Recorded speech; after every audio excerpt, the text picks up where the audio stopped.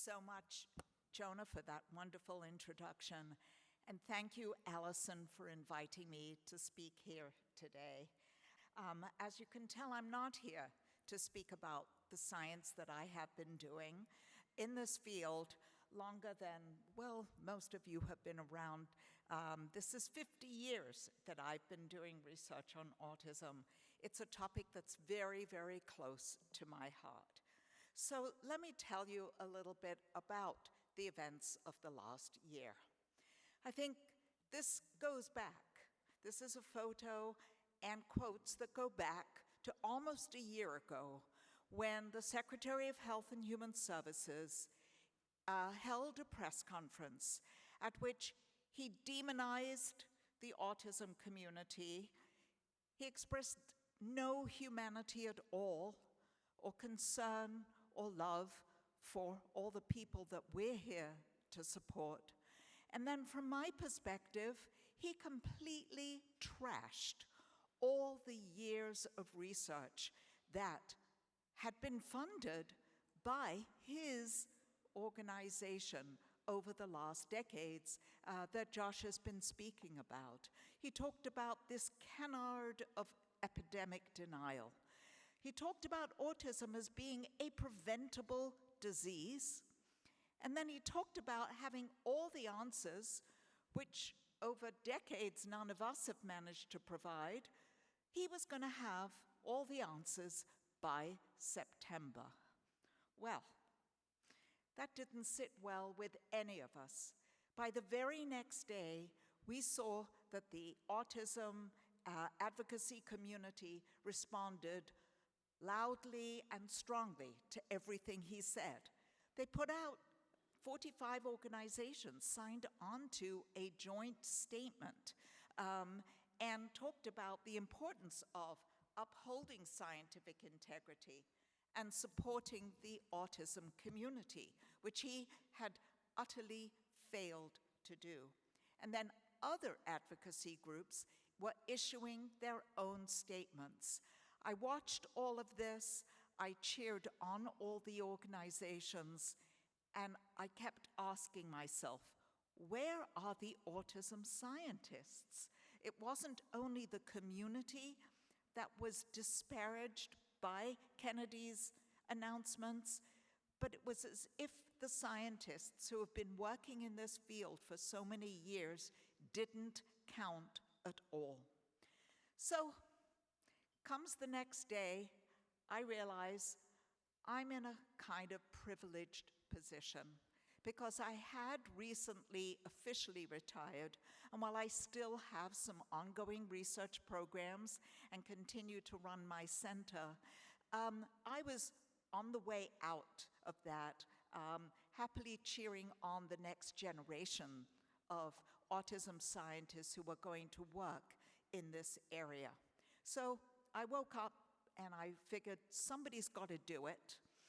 And I just organized a Zoom call. I sent an email to maybe 20, 25 random people. They're not random, these are colleagues of mine, but the first ones that came into my head, there was no time for thinking. I drafted a statement that we would issue with absolutely no idea what I was going to do with that statement, but I did it. We had the Zoom call, and everyone was enthusiastic. So that was Friday night, and then that weekend, we managed to secure, thank God, the services of Jessica Deitch, who's a professional PR and media consultant. Coincidentally, and the reason Jessica was so enthusiastic was that she's in charge of PR for the Autism Brain Net. And so she joined us on a pro bono basis and has been with us ever since. The draft statement was sent around. People sent it. It was like a little kind of food train, and people edited it and chose whether or not they would sign on to it. And then by April 25th, we finally were in a position to issue our statement, and we had 160 signatures, which I think was not bad given the amount of time that we had. And it was published in Eureka Alert and then was picked up by the media almost instantly. So our coalition was formed. We got a name, the Coalition of Autism Scientists. We had a website up and running within a couple of weeks. And within a few weeks, I was able to appoint an executive committee with 6 senior scientists who I selected. I knew them well, and they represented the areas of science that I thought were important to include, and some of these people are here in the room with us today, and they have been an enormous support, bringing their wisdom and their science to all the activities. So what do we do as a coalition? What have I been busy with in my semi-retirement this year? Well, most importantly, we are there to respond to the actions of the NIH that we've heard about from Dr. Gordon. The grant terminations that were absolutely devastating, particularly those that were affecting early career scientists, and one of the Autism Centers of Excellence that had been terminated without explanation. Delays in issuing new grants, delays in reviewing new grant applications, very significant changes which are still happening in the processes followed by the NIH. The absence of new requests for applications for autism research, and the overall funding that NIH was making to autism as required by the IACC, but was not being followed through. We also have been busy responding to other Health and Human Services statements and actions that impact the autism science community and the broader community at large. Changes at the CDC especially that have been truly devastating, and changes happening at the Federal Drug Administration. We've been a contact for the media on news and updates. Jessica Deitch has been coordinating all of this for us, and within the last year we've had almost 300 stories in the media that featured the coalition and coalition scientists. And we hold a bi-weekly Zoom meeting for all members, those who can join and those who can't. We talk about updates, we talk about news, we talk about concerns. One of the things we were very consumed with over last spring and summer was the direction that was being taken with the Autism Data Science Initiative. And I think the kind of pressure that we continued to apply made a difference. And we knew in talking to people quietly on the inside at NIH, the NIH folks who were there were doing their best. And I think at some level, they were protecting the autism research community, and they were acting as a kind of shield between some of the most senior top-level impact, perhaps also from the secretary himself, to ensure that the ADSI grants would go to support outstanding funding. And I have, over the last year, and several other people have been advocating on the Hill. We've visited, I've certainly had wonderful meetings with people and continue these connections at the Senate and in Congress. And it's been so rewarding to know how supportive they are of autism science as we in this room think about what autism science and the direction that we should be going should look like. So, what are the stories that are still being covered this year? What have we been concerned with? Well, it turns out the media have been hungry to talk about new publications that emerge in the literature, and they're looking for independent autism scientists and expertise to weigh in on those, and we have provided that to the media. Vaccines and autism. I truly never believed this topic would rise to the degree that it has at this moment in time. But one of the stories that was covered quite extensively and very well by the media was that women who had a COVID-19 vaccine while they were pregnant had no additional risk for autism. And in fact, to the contrary, women who contracted COVID during the pandemic, through no fault of their own, before vaccines were available, that did confer a small increased risk for autism. Well, the Tylenol and leucovorin story is never ending. Going back to that September conference that Dr. Gordon spoke about, there is continuing fallout. I think the fallout has been all in the direction that we had predicted. As new studies come out on Tylenol, no significant additional risk for autism, and the FDA explicitly stated just a couple of weeks ago that leucovorin is not a recommended treatment for autism.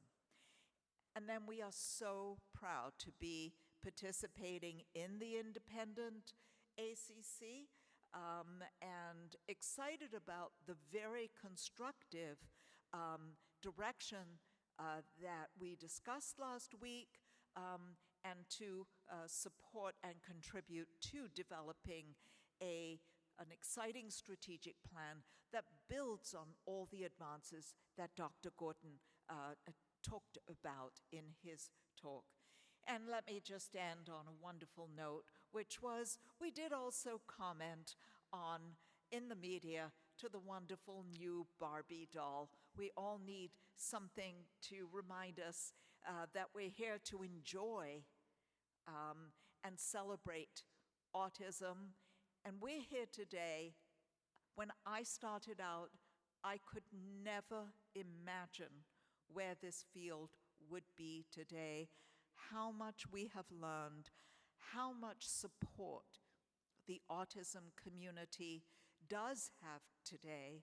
I know it sometimes feels lonely for families, but things are truly better today than they were 50 years ago when I began. And I will say, I think science has been an important contributor to the improvements that we have seen, but most importantly, propelled by the families that have chosen to devote themselves to pressuring and supporting and raising funds.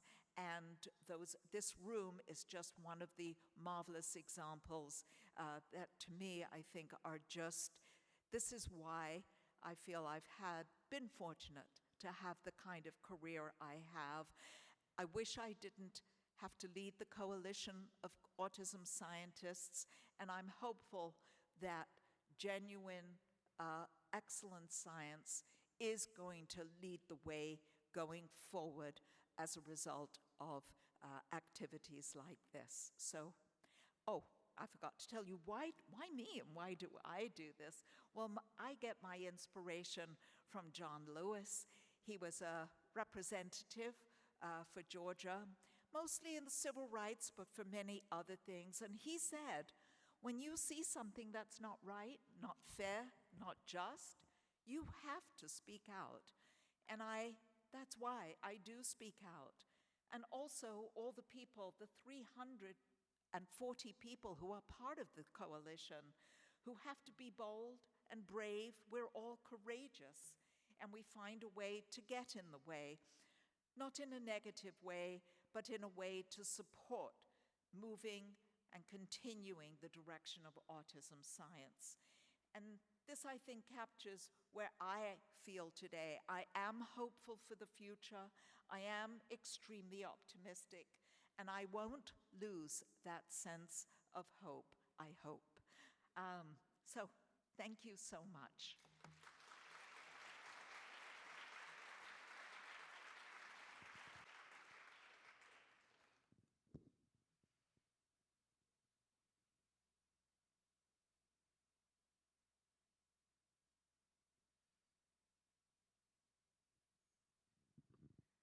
Good morning. My name is Carol Koch. I have a son who's about to be 29 who has autism, and I'm watching my children and nieces and nephews have children of their own, and I'm seeing among their generation just less of an understanding of how science works, especially with regard to thinking about their own children and their children's risk for autism. And I'm wondering whether your coalition and how scientists in general are working to communicate a trust in science and the scientific method and the time it takes to come to new advances and understandings. Okay. I'm deaf, and there's a lot of echo in this room, and I rely a bit on lip reading. So Casey, can you come and just help me out with the question? I'll come down and I'll get it. So she was asking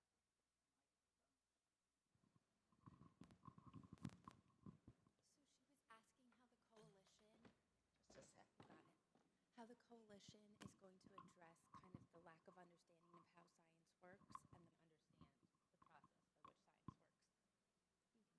Okay, I think that's a truly important question. I think we haven't taken that on directly yet.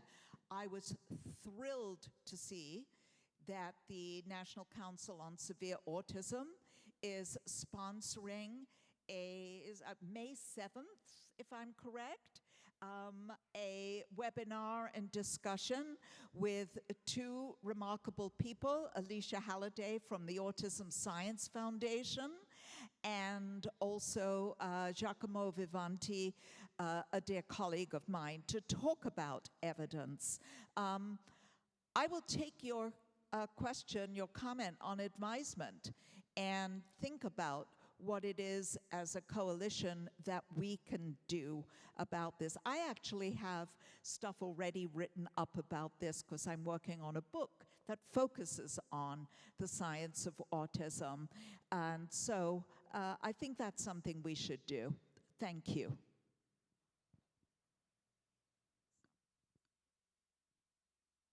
Questions?